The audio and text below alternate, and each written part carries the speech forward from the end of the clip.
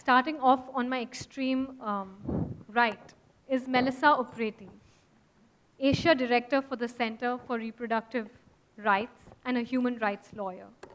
She has significant experience in reviewing policy on human rights issues such as child marriage. Pradnya, Inspector General of Police at Maharashtra headquarters.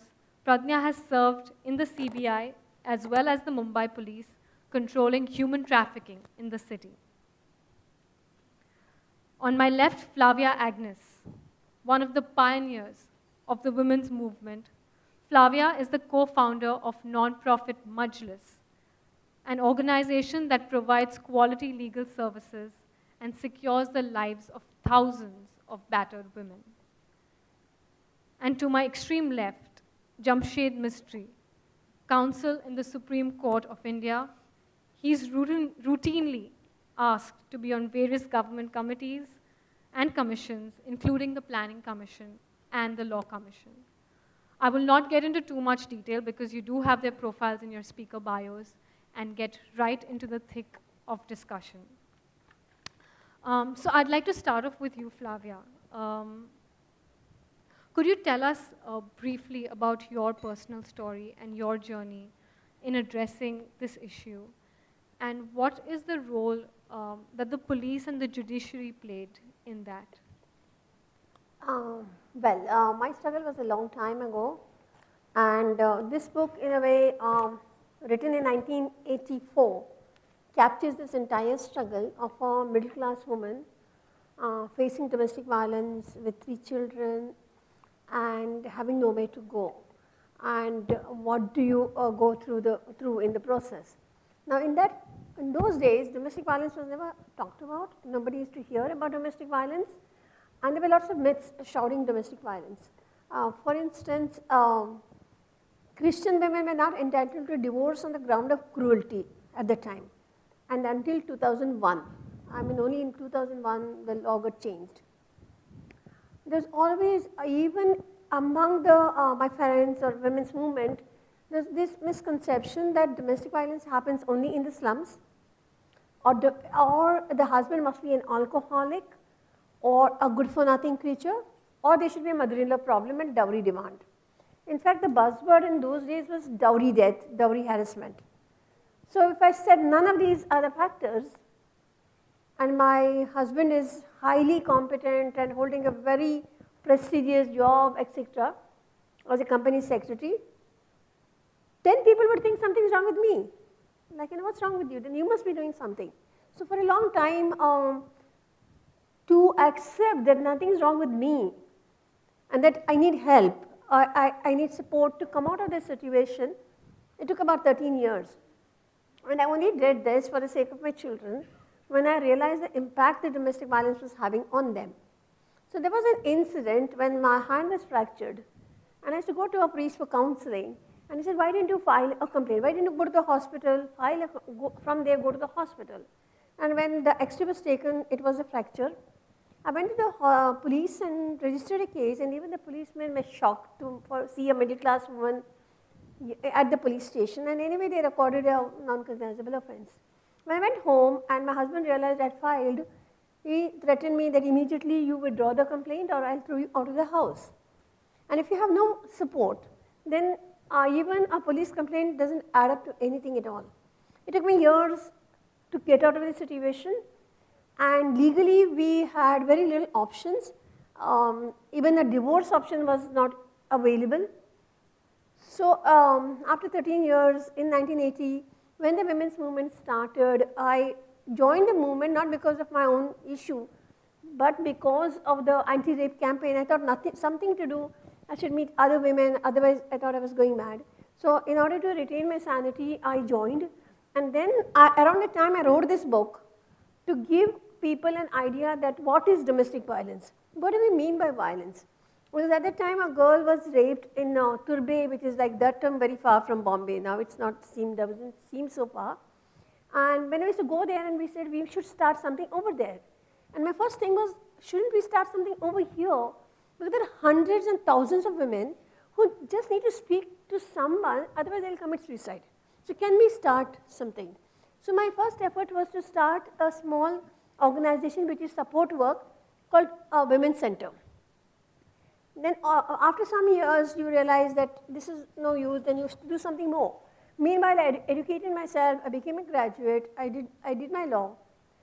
And then we set up this legal NGO because I knew the difficulties a woman has approaching the court. There's always a fear that my lawyer, whom I don't pay that much as my husband, will compromise and defeat my rights. So when you say quality legal services, it's not what you get out of the court. You may get a good order, you may not get a good order, but at least a team of women, lawyers who are dedicated and who are committed, and he will not compromise. And he'll be there by your side to understand you, not just as a lawyer, but also as a support person. So that's how Majlis was started in 1989, got registered in 1990. And from there onwards, we've been working with groups, particularly all women group, working in the family court in Mumbai, as well as on the issue of domestic violence across this city. And we have continued in that way. Great, great. Thank you. So you can have a look at this book has been translated in many languages, in Marathi, in all South Indian languages, etc. I just got a few copies if people just want to have a look. We have the copies there, so we can collect you can have a look at that. I really don't have English copies at this moment, otherwise I would have carried more. It's just in the process of reprinting. But this is a small handbook which has helped a lot of women, and particularly my own clients, that when they come to me and they say, this happens, my husband doesn't give food, my husband looks so good, he looks so respectable, and madam, you won't believe it. And then I give them this book, and they come back 3 days later, and the dialogue changes to, madam, this is happening, that is happening. Madam, you can understand, no, you will believe, you know all this that is happening. So that's the shift. And then there is this confidence. Madam, if you can do it, then I can do it also. You know, reading this book has changed my life, given me hope. I know something can be changed. So I feel that most powerful thing that I've done is to write this at a stage when nobody used to talk about domestic violence and shift the discourse away from like dowry related laws to something mundane that happens every day, the humiliation you go through, the economic hardship that you go through, and finally culmination of it was the Domestic Violence Act in 2005. Right. No, thank you very much, Flavia, for that. I think just taking on from what Flavia said, she's, I think, a unique outlier, I would say, in the sense that she took charge of her life. She had the ability to do that. She did not find support somewhere else. She studied law and started off Majlis. But I don't think everyone or all victims have the opportunity to do that, right? While we were researching, one stat said that only 2% of domestic violence victims sought help from the police. Or even to quote another sector, a seasoned trafficker can transport a girl across state borders for $60 or 1,600 rupees, right? As an officer, as a person who has been close to violence against women issues, what has your experience been? And how have you seen the police perspective change over the years? Has it not even? Yeah, actually what Flavia mentioned as a personal story is a story of domestic violence in, of women when they approach police or approach any outside agency for help. So it is a story of basically more than anything else, a sense of physical dominance over somebody else within the four walls of the house. That is the general story of domestic violence. And that happens especially because it is reinforced by the fact that there is economic angle to it, that the lady who is suffering it all does not have any other means to get out of that situation. And simultaneously, there are factors of children and the home factors, which keep on aggravating the situation, and there is a continuing problem on that. Now, to the extent that it is not a crime like, say, a crime of passion, like, somebody goes assault somebody on the road because of some fight which happened. That is a crime which can be handled by the police as per law in a very dispassionate way. But this kind of crime it is certainly a very heinous crime in the sense that you're going on battering the person physically and mentally over a long period of time, and the law says that action should be taken. When the person goes to police, the police come from the same social mindset from which all this is happening.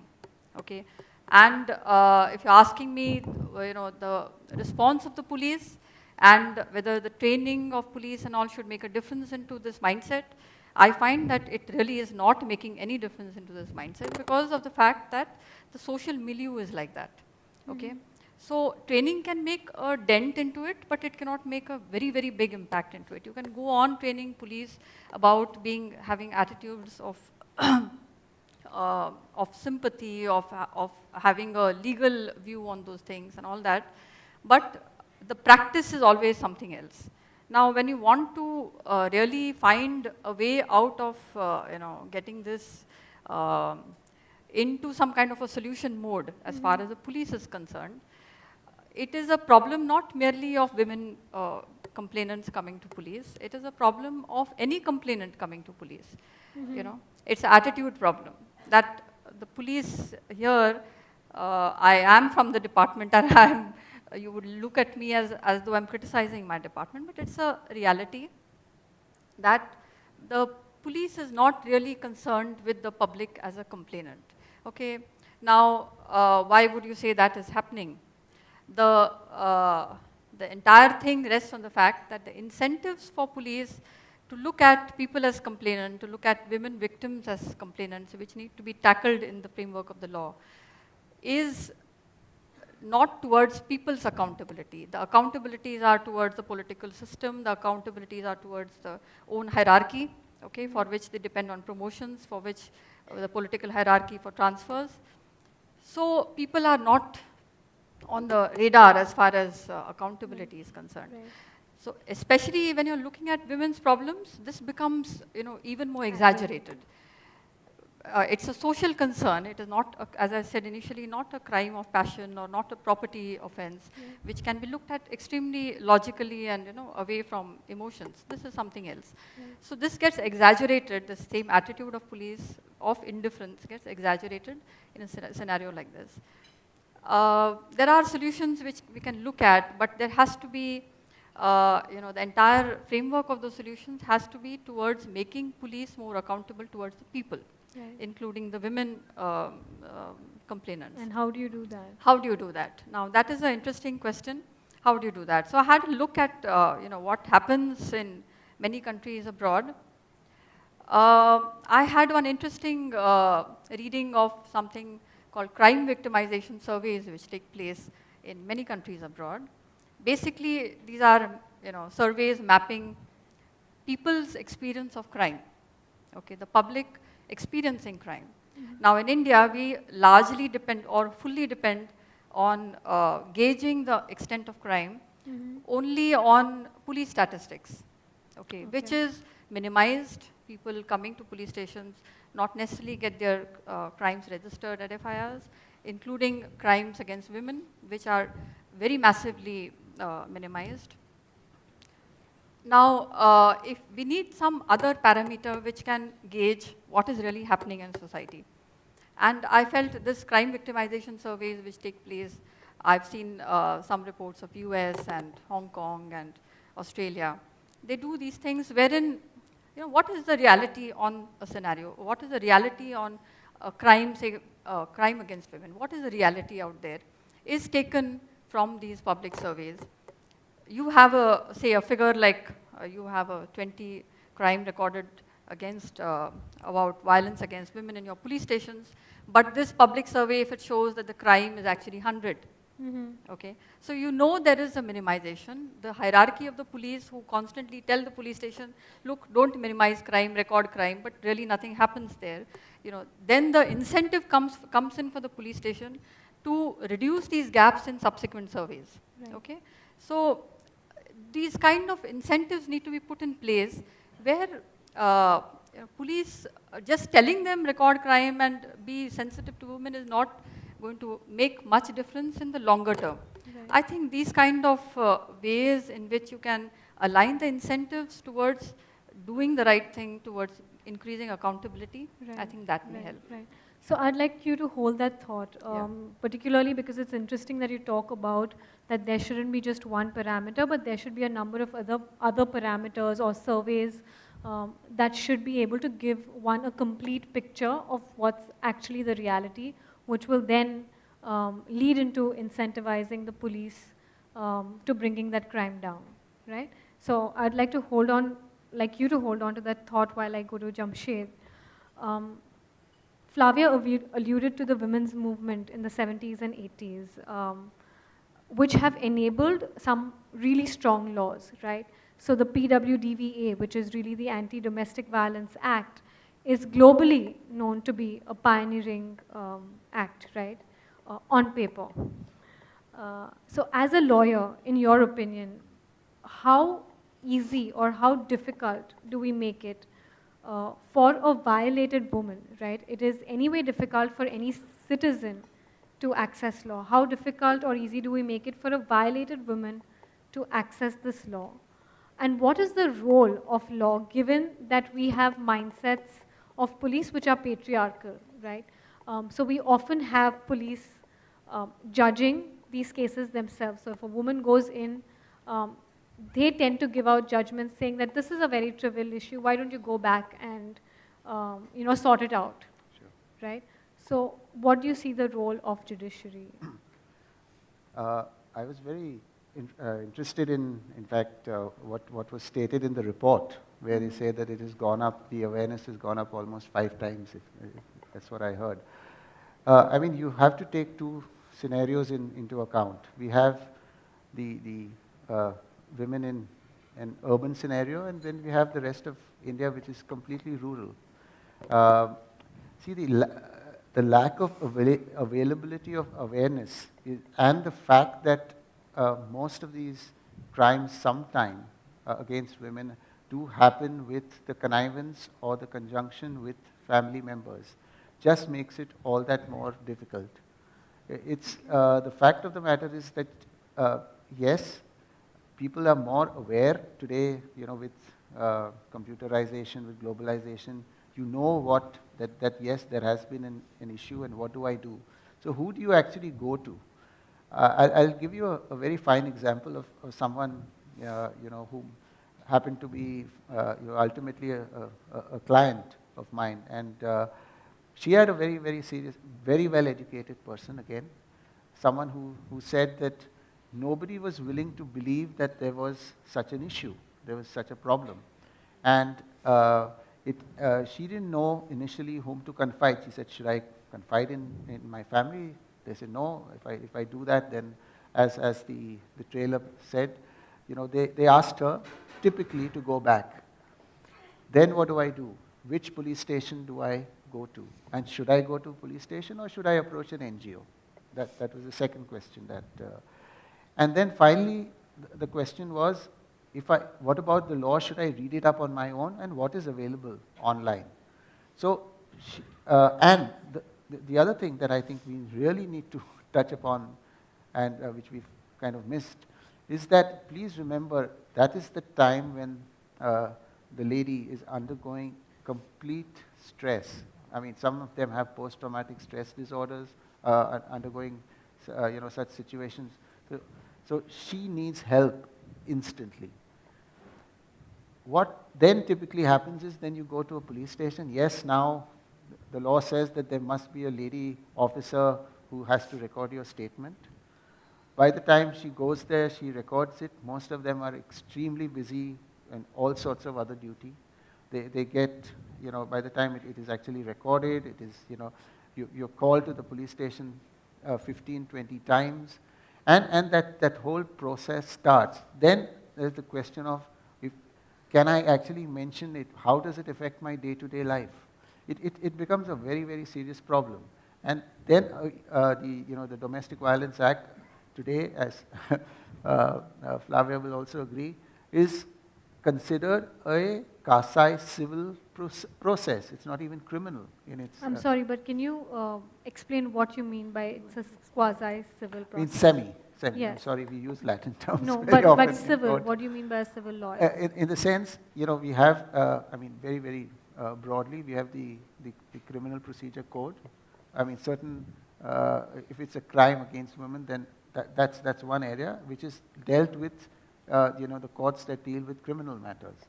And this is a special court which will deal with, domestic violence per se. And the question is then, once it does go to court and, somebody appears on the other side, although there is a strict time frame that it must be completed within 6 months, it will be wonderful to actually check how many such domestic violence cases are actually completed within 6 months. So we have a very, very serious issue here. And I think it has to be a combination of several factors. I think as far as the police are concerned, yes, better sensitization, and at all levels. Computerization is an issue. Today you have tablets. What prevents you from taking it down instantly? So I think we must make good use of that. The use of a clinical psychologist at some level, I think that's very, very essential.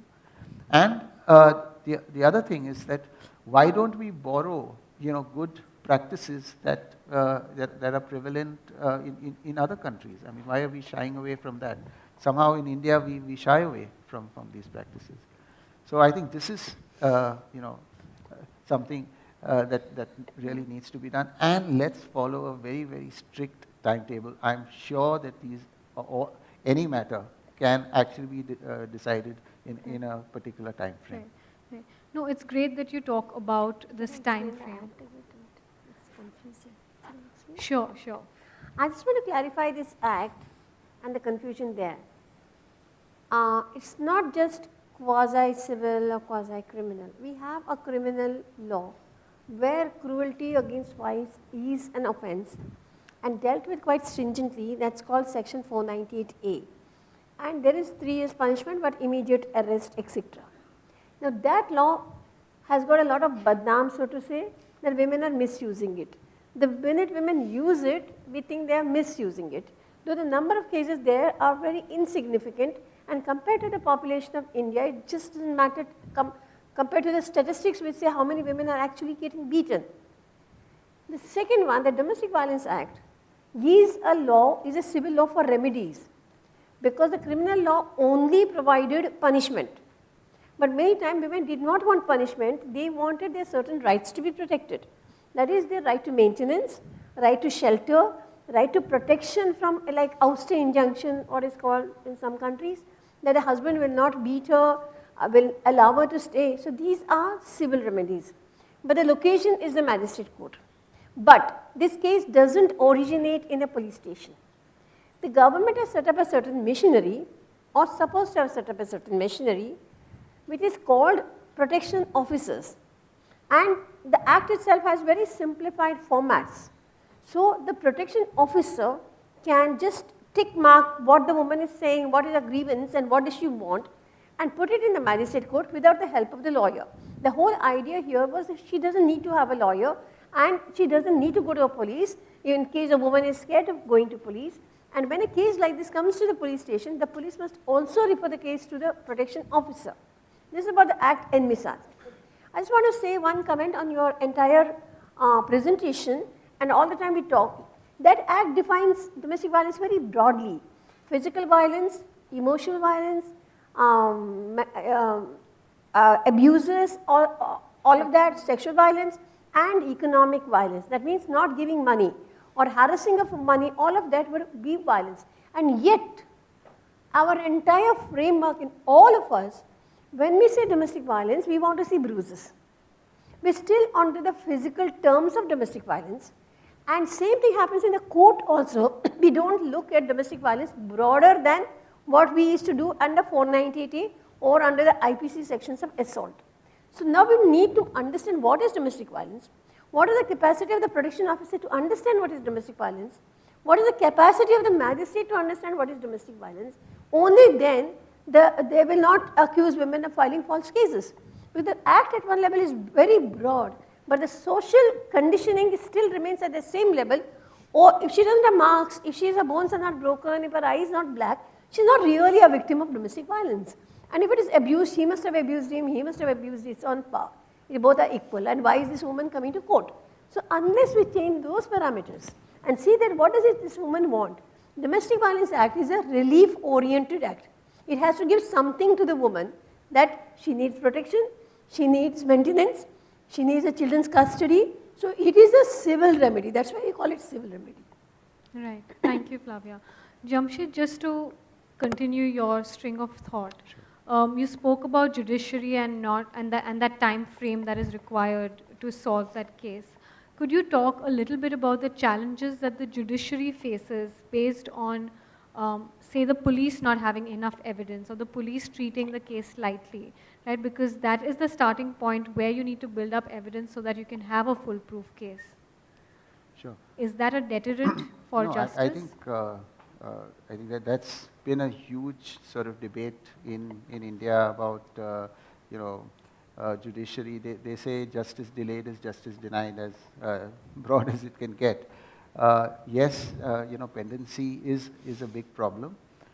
We have fast track courts to actually look at these issues. I think let me give you a quick example, because I do a lot of work in Canada, and what is the real difference? As an example, what happens is in Canada you reach a stage where if everything, for example, in a litigation where evidence is required, for example, it comes up to a stage where the judge says, if everything is complete, you get what is known as a trial certificate. It is done, it is over. After that, God forbid, if you take an adjournment, your client's insurance company will have to pay for it. In India, unfortunately, the question of adjournments is an issue. You are allowed adjournments. It just depends. Sometimes it is required, sometimes it's not. But I think but it again depends upon a judge, a lawyer, and I think the capacity of the police. We've seen police being able. For example, the crime branch in Bombay, it took over a particular case just now. It was able to resolve it very, very quickly. I think we are fortunate, but they do require a lot of resources, much better training. I think that's something, and to be able to. So I think training is the key to a lot of these things. Okay, great. So Melissa, finally coming to you to bring it all together. So we have the police, we have the law, we have judiciary, and now we're talking about various services that a woman is supposed to get under the civil law. So even if she doesn't want to go to court, she's entitled to certain services, whether it's health or counseling, to be able to support herself. But it is clear that these things are not happening, right? The police is not working with the judiciary, or the woman does not have access even to this protection officer. And whether it's domestic violence, child marriage, trafficking, this link is broken, right? What, according to you, can fill this gap, and which is the best stakeholder to do that? I wish it was as easy as saying that there's one thing that one person or one stakeholder can do to solve these massive problems, because it would make it much easier for all of us to address these issues. Sadly, violence against women is a global epidemic. It exists in all societies. It doesn't just exist here, but it exists everywhere. And it has been around for a very long time. I think what's important is how we look at the issues as we're, searching for solutions. And as a human rights lawyer, I tend to look at these issues from a human rights perspective. And, why is that important? How is that helpful? Well, first of all, when you look at these issues from a human rights standpoint, it really allows you to put the woman at the center of the problem and really sort of examine the many different ways in which violence against women affects them, whether it's in the form of child marriage or in the form of domestic violence, slapping, or kicking, beating, all the other forms that have been documented, or trafficking. It really allows you to look at the array of implications. And clearly violence against women is not just an issue of physical security, it's not just an issue of women's health, it's not just an issue of privacy, but it concerns all of these things, and at a very fundamental level, it's an issue of women's dignity. The other thing that looking at these issues from a human rights framework allows me to do is really sort of, question and ask, well, what is the role of the government in all of this? And we do know that the government has a key role to play in terms of introducing laws and policies that will guide individual actions and, prescribe punishments for bad behavior. And we've seen the Indian government do this, as many other governments have done across the world. But what we're also seeing is that it's not enough to have laws and policies, right? I mean, there are tons of them everywhere, but have these practices stopped? So now the question is, what happens next? Whose responsibility? Which stakeholder is responsible for making sure that these laws and policies are effective? Is it NGOs? Or, is it the police? Or is it someone else? Well, my answer to that is, well, the buck stops with the government at the end of the day. I think NGOs have a very important role to play in facilitating the implementation of laws and policies, in promoting conversations about how they can be improved and made better, in establishing legal accountability for violations, whether through legal services that are provided to individual women, or things like strategic litigation, which are more, like cases that are filed in the public interest that raise, social justice issues and seek broader systemic solutions to problems. Of course, law enforcement has a key role to play in actually making sure that remedies are available to women.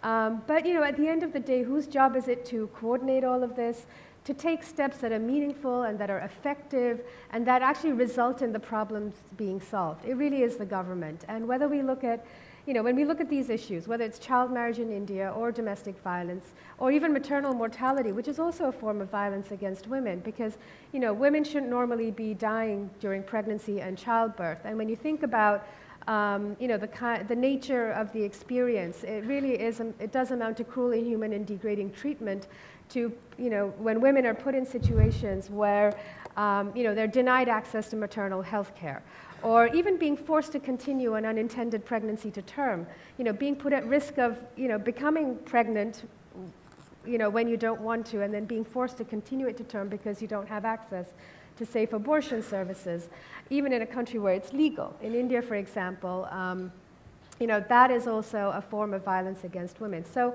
it exists in many forms, and of course there are laws and policies everywhere. It would take years to go through everything and analyze everything, but I think at the end of the day, it is the government, but of course civil society, I think we have a very important role to play as facilitators in making sure that these laws and policies are implemented, and that, that the government is questioned when it does fail. Because I think what's clear from today's conversation is that these issues are massive, and these issues, since they have, they implicate women's dignity and survival. It's not just about having a good life, it's also about being able to live. And that there's an urgency. And, effective solutions are long overdue. But I think, it has to be a collective effort. And, actually one of the things that inspired me to join this field and become a reproductive rights lawyer was the realization that as a lawyer, I can actually make a difference and do something to address reproductive health issues. I mean, one doesn't typically make those connections, but I was very inspired by a lecture given by a professor when I was in graduate school, where, it became so clear to me that, just by lending my voice, I could make a difference.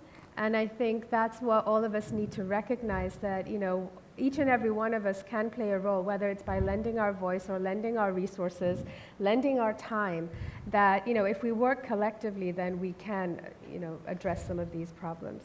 Right. I think you touched upon a little bit on that we need to play a facilitating role, right? That the civil society needs to play a facilitating role. in your experience, and I know that you have experience across Asia, how have you seen this role being played out? What is it that NGOs are doing? And what is being done in other countries that can probably be brought to India and replicated here? So for example, we know that Nepal recognizes marital rape, right? Whereas India does not. You know, where do you find can we use international best practices in India, and how can we facilitate better? Sure. You know, well, first of all, I think it's important for everyone to know and to understand that international law may seem very abstract and just like a set of, you know, I don't know, words or sentences written in international treaties, but the government of India has signed and ratified these treaties, so it is legally obligated to respect, protect, and fulfill human rights at home. And I think that's really important to India, you know, attaining its aspiration of being a world superpower, to sort of be able to lead in that respect. When we, you know, talking about more practical strategies, however, for making that happen, I mean, if you look at Nepal, for example, you know, what I've seen is that litigation, which people are typically very averse to, can be a very useful strategy in gaining recognition you know, of certain issues as human rights issues or as violations of rights. And what you said about marital rape, you mentioned marital rape specifically, which is a very pervasive form of sexual violence that happens in all societies. In Nepal, marital rape was not recognized as a crime until someone filed a case in the Supreme Court of Nepal seeking legal recognition. And I think that was definitely a milestone, because you see what happens is, you file a case, you get a good decision, but of course that decision is only as useful if it's actually implemented. So implementation is key, but a good legal decision can also give the entire community and society, civil society, a basis for taking a conversation forward. And likewise in Nepal, again, litigation has been used very strategically, and in India too, for seeking the enforcement of laws. In Nepal, child marriage is an issue that has been addressed, and orders have been issued by the Supreme Court to very specific government agencies saying that they need to enforce the laws that exist. So, while change is a long-term process, but there are ways to make every step a milestone, and I see these successes as critical milestones. At the end of the day, they do add up to change. And they're all, but at change happens one step at a time. So now with these court orders in Nepal, for example, what we are doing with our partners is we're using these court orders as a basis for going back to the government and really engaging with them. Asking the National Women's Commission, what are you doing to address this issue? Asking the Ministry of Health, what are you doing? What's your role? Because child marriage, violence is obviously a huge aspect of it, but there's a whole continuum of reproductive harms that also are associated with child marriage. So child marriage may be one issue, but it affects it has implications for a very broad range of rights. And so, court orders in Nepal have given us a basis for really pushing the government to do more, for pushing them to prioritize this issue, and we're very hopeful that in the near future that we will be able to make the government more visibly do that. I mean, one great thing that the government of Nepal did as a result of a lot of legal advocacy is that it has co-sponsored a resolution, a historic resolution that was adopted by the Human Rights Council last year on child early and forced marriage, which is considered, a huge political step forward in, acknowledging child marriage as a human rights concern and in building global political consensus and commitment to address the issue. I'm sorry to say that the Indian government refused to co-sponsor it. They were involved in the discussions around it, but one of the reasons why they refused to co-sponsor it was they did not want to recognize that child marriage is related to gender discrimination and sexual and reproductive health harms. They were very insistent on focusing on child marriage as a result of poverty and something that will take care of itself as poverty kind of takes care of itself over time. By doing that, they were basically refusing to take responsibility to act now to address the issue. So that was somewhat disappointing, but you know, I mean, and that's also the reason why advocacy has to continue, and legal advocacy is so important, and legal accountability is so important. Great. Thanks for that. And continuing with her international outlook, earlier you talked about using surveys, using other mechanisms to keep the government accountable. In your opinion, who is responsible for doing that, right? Because the government itself obviously is not going to be doing that. So which stakeholder takes on that responsibility? Is it an NGO who is best suited to do that? We have some examples within the domestic violence framework itself where we have NGOs looking at government policies, making sure that the laws, whether they're actually being implemented on the ground or not. In your experience, how has it worked? Yeah, in typically in developmental areas, there's a lot of activity which takes place from the society, or there is a interest because it's money is involved, and therefore there is a lot of the social pressures on government to do certain things on policy and implementation, which does not exist in these areas. Okay, for issues like policing, the same pressures are not working. So we need to have these pressures coming in on the government. Government is not going to say no, but I see a sense of passivity in how it works. I think if it is pushed towards, with data, because I think that really makes a difference into how policies get framed and then how implementation is monitored. Right. So, because everywhere the concern is basically on very poor implementation. Policies and laws, we have a lot of them. Right. So how do you get a good implementation is by monitoring the progress, okay? And that is not possible if it is just on hearsay basis or impressions basis. It has to have some solid databases.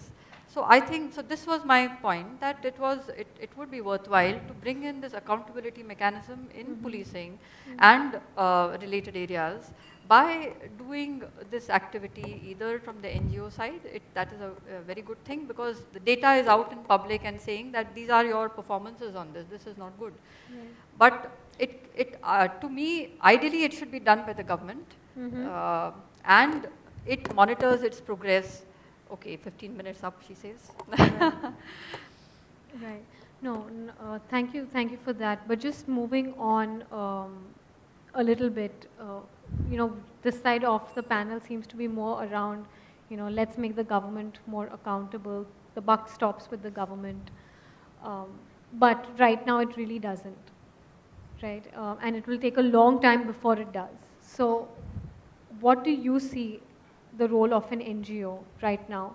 Not only Majlis, but what are some of the NGOs, what are some of the roles that they are playing right now that donors over here actually could fund to make sure that we're pushing the government and the police to be more accountable? NGOs played a very important role in bringing this act about in 2005, and it was quite a revolutionary act. And the rules framed under it in 2006 also are extremely powerful and very good. But in fact, nobody pays attention to them later. And what, according to me, is biggest lacuna is that you have these protection officers there, but they do not know what is their role. Though a legal aid is specified as a stakeholder, the legal aid doesn't know that it is a stakeholder. The police do not know what is their role under the act. They only know their role as IPC people, either it is in IPC or not in IPC. There is no convergence model between them. That the protection officer to the legal aid officer to the police, how does it actually converge, and how does it converge with the judiciary? And I think these are the big lacunae. And while NGOs cannot do the role of the state, there has to be mechanisms where the NGO, which is an expert, can work along with the agency, just hand-holding or teaching them, because that has not been told and that's not been done at all. You have a judge over there, you have a police over here, you have a protection officer over there. But just bringing it down to very basics, that do's and don'ts, very simply, even for the police. See, at some level we have been staying outside the system and blaming the system that this doesn't work. we have not been working along with the system. And I think something inside the framework of the law and within the system to see actual concrete data where it has worked and where it has not worked. What are the best practices that are getting generated into the system itself, and where the magistrate or the protection officer has not worked at all.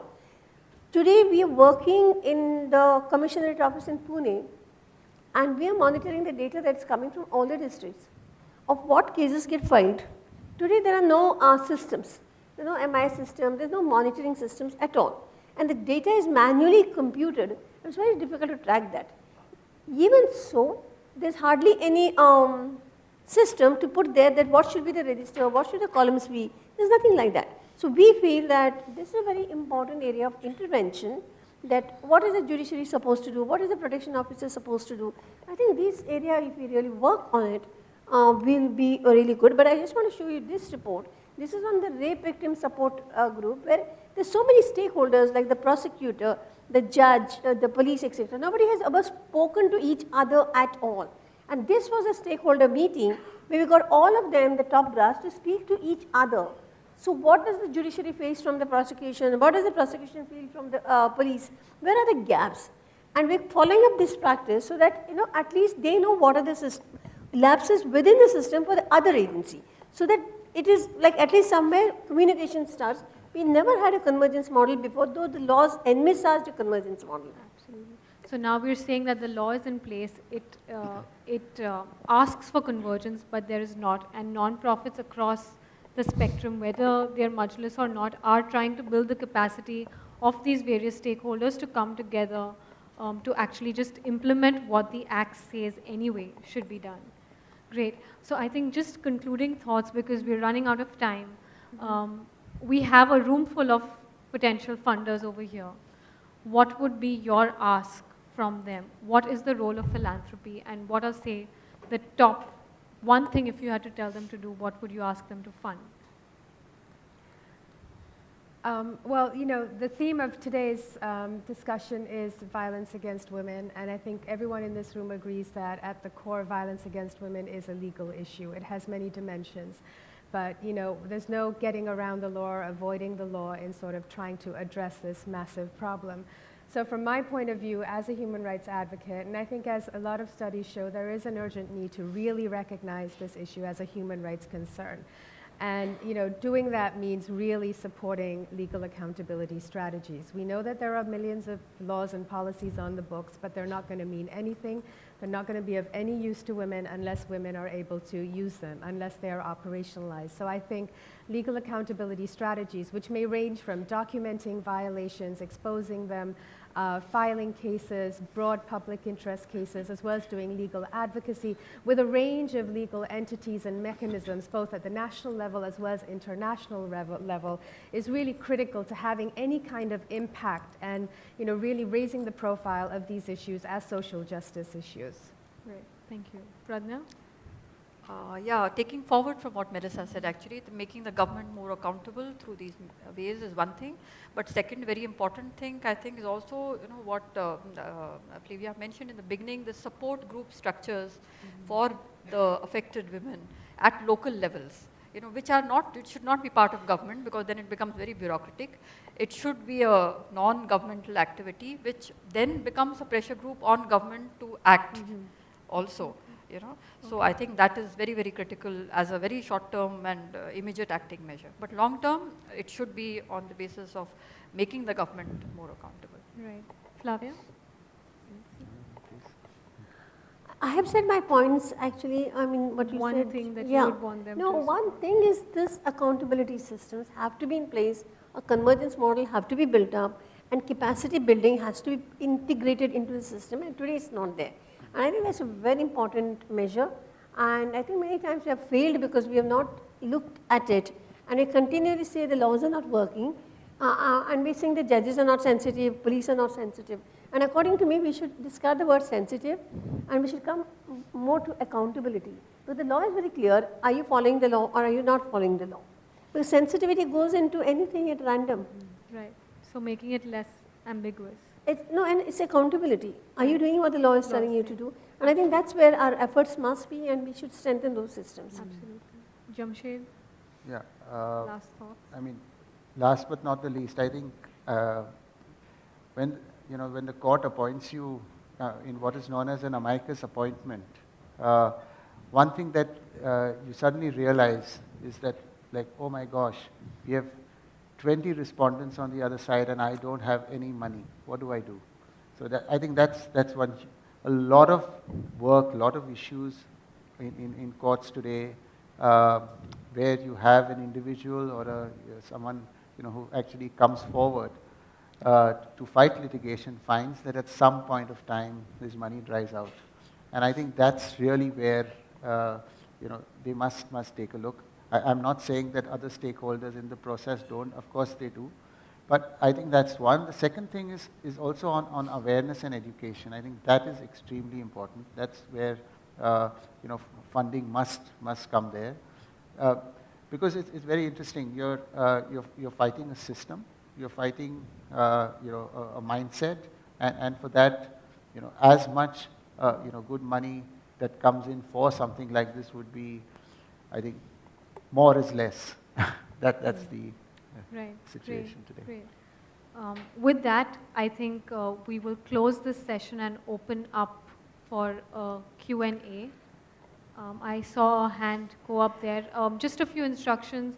If you could please direct it to a particular panelist so that we can have more questions. And I would urge you not to make a comment, but please ask questions. We have got these panelists in, so I will encourage you to grill them. Yes, the lady there. My question is for Jamshed. I think probably the whole panel, but Jamshed. I've been working in this area for about 12 years, so this was a very, very key part of today's talk for me. A very senior cop told me once that if we had fast-track courts that were not really myths, everything would change, because by the time, he says, we arrest people very quickly, but by the time they come up for trial, the victim, who's already traumatized in a family, has been repeatedly threatened, and they withdraw their statements. So this today seems to be one of the biggest problems, and the Home Ministry also have an email from them where they said, our solution to gang rapes and brutality against women are fast-track courts. What really is a fast-track court? I mean, after Nirbhaya's case took 7 months. After that, there have been many brutal rapes. They haven't even heard of trials. Could you clarify that for us, please? Sure. I think the term fast track, as it's supposed to mean, is supposed to say that there's something that needs to be done very urgently, and therefore, can you please compress all the sort of the evidence taking as well as the final decision within a period of time. The real problem is that there is no actual time limit or time frame. That's the real problem, and there's something else that you will be very interested in knowing. That if, for example, the Supreme Court remands a matter to the High Court, they do say that you must finish it in a particular period of time, and if it is not, the particular judge actually has to give reasons why he was not able to do so. I think so. Accountability, as Flavia says, is something very, very important, and that'll, the onus should be, but it should not also, anything quick should not affect the interests of justice. I think so. That's the balance. That's what it really should be. I want to answer that question. Sure. According to me, there's nothing like fast track. All courts must be fast track only. Delay is not an inherent characteristics of the judiciary at all. And in Mumbai or in Maharashtra, we have for all child sexual abuse cases special courts. And there's a mandate under the law that all child sexual violence cases will get over within a year, and they do. They sensitize judges here, there's special courtrooms here, and within 1 year the matters are over. Now when the case is extremely complicated, like you have 5 children who are mentally or physically challenged, who have been violated, and you have 10 accused, cross-examining these children through an interpreter. Now it cannot be a fast track. It has to take its course, and the judge has to give time for each one of them to cross-examine, have the interpreter there, the child must understand the question. It is a long and very tedious process. So if you cut short it and say 3 months trial or 6 months trial, For instance, Nirbhaya case, Nirbhaya was not there. Nirbhaya was dead and gone. And there was so much focus on it, it's only medical evidence, ultimately. So in that sense, it is a very watertight case. Now we have like cases with so many accused, so many victims, all coming together in one court. It cannot be fast track court. And I would urge all of you to take that term fast track out of your system so that we have regular courts that work well for all and not spectacles that one case works and 99 do not work. It should be that dedicated courts. We do have dedicated courts for child sexual abuse and adult women sexual abuse. And these courts must work within the stipulated time. That's it. And there's nothing like this special case or that special case. Great. Any more questions? Yes, sir here, and then the lady in the black.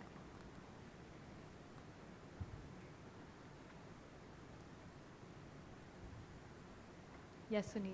I have a question for Melissa. Yes. It's tomorrow, I believe, is International Women's Day. Yes.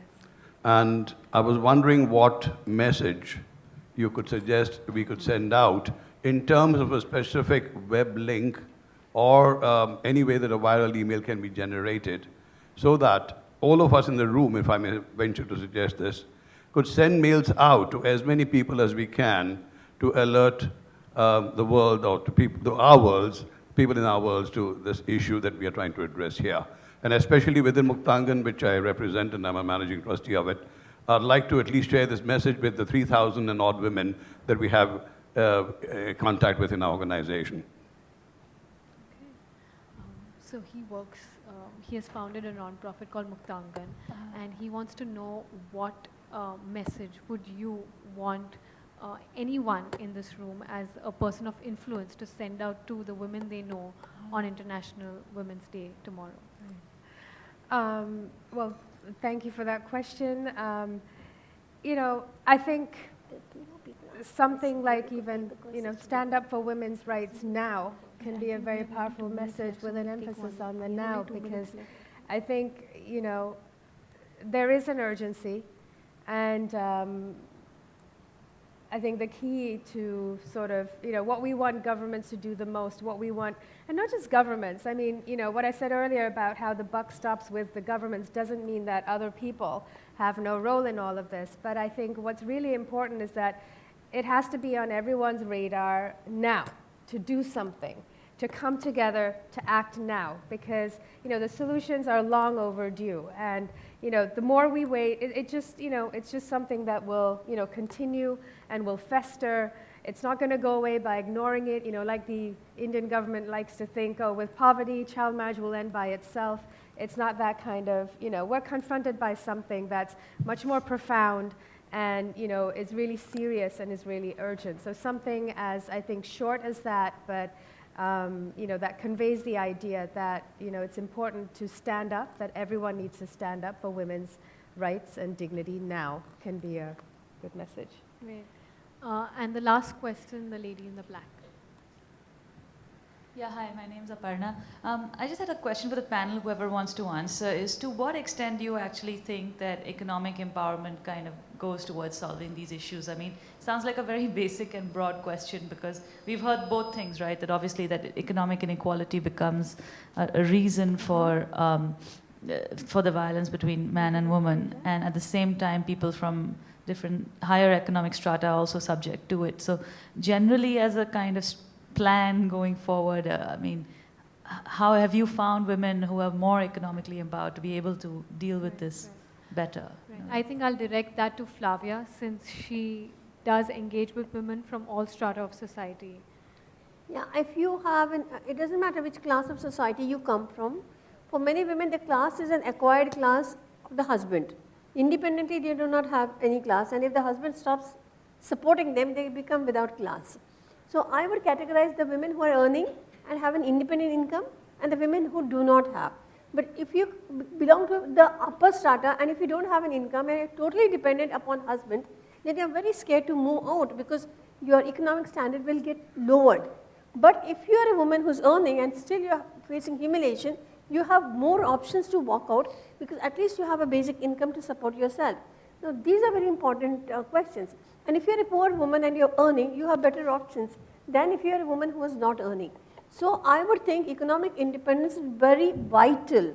And in fact, for 13 years, I had to stay in the marriage because I was not working. And for me, economic independence becomes the core for women's independence. How you use that economic independence is another matter. But this is non-negotiable as far as I am concerned. I think with that, we will have to end this panel. I would like to thank all my panelists. It was an extremely insightful conversation.